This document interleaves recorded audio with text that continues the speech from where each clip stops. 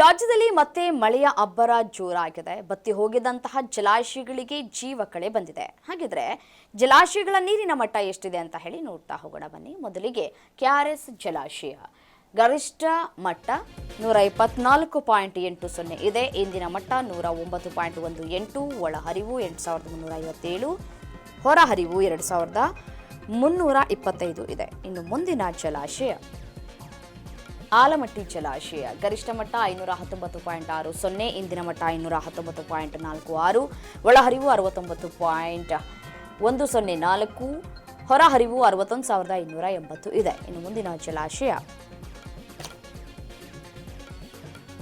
ಕಬಿನಿ ಜಲಾಶಯ ಗರಿಷ್ಠ ಮಟ್ಟ 2284, ಇಂದಿನ ಮಟ್ಟ 2282.76, ಒಳಹರಿವು 9660, ಹೊರಹರಿವು 11583 ಇದೆ.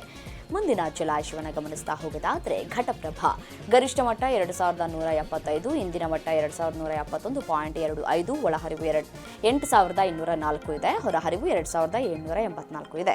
ಮುಂದಿನ ಜಲಾಶಯ ತುಂಗಭದ್ರಾ ಗರಿಷ್ಠ ಮಟ್ಟ 1633, ಇಂದಿನ ಮಟ್ಟ 1626.82, ಒಳಹರಿವು 41167 ಇದೆ, ಹೊರಹರಿವು 1630 ಇದೆ. ಮುಂದಿನ ಜಲಾಶಯ ಭದ್ರಾ ಗರಿಷ್ಠ ಮಟ್ಟ 186, ಇಂದಿನ ಮಟ್ಟ 171.3, ಒಳಹರಿವು 9552, ಹೊರಹರಿವು 200 ಇದೆ. ಇನ್ನು ಮುಂದಿನ ಜಲಾಶಯವನ್ನು ಗಮನಿಸ್ತಾ ಹೋಗೋದಾದರೆ ಮಲಪ್ರಭಾ ಗರಿಷ್ಠ ಮಟ್ಟ 2079.50, ಇಂದಿನ ಮಟ್ಟ 2064.80, ಒಳಹರಿವು 3376, ಹೊರಹರಿವು 194 ಇದೆ. ಇನ್ನು ಮುಂದಿನ ಜಲಾಶಯವನ್ನು ಗಮನಿಸ್ತಾ ಹೋಗೋದಾದರೆ ಮಾಣಿ ಗರಿಷ್ಠ ಮಟ್ಟ 595, ಇಂದಿನ ಮಟ್ಟ 585.10, ಒಳಹರಿವು 1874, ಹೊರಹರಿವು 0.